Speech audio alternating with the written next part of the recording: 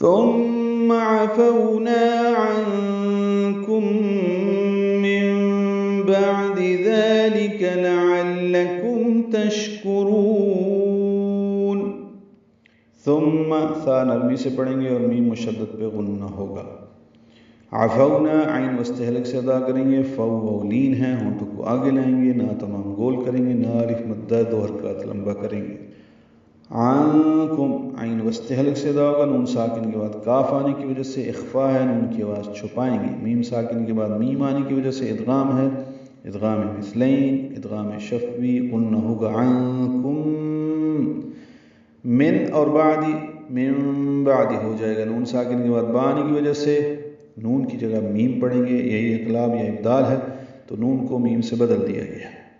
بعدی عین ساکن پہ اظہار ہے، دال کو جلدی پڑھنا ہے. ذالک دال نرمی سے پڑھیں گے اور 2 حرکات لمبا کریں گے، لام کاف جلدی پڑھیں گے اور باریک پڑھیں گے. لعلکم عین وسط حلق سے ادا ہوگا، لام باریک ہے، کاف باریک ہے، میم ساکن پہ اظہار شفوی ہے. تشکرون شین ساکن ہے، اس پہ ہمس ہے، تفشی ہے، منہ میں آواز پھیلتی ہے تفشی میں اور سانس جاری رہتی ہے. ہمس ہے، کاف باریک ہے، را پر ہے، را کو لمبا کریں گے اور نون ساکن پہ اظہار ہوگا. لعلکم تشکرون.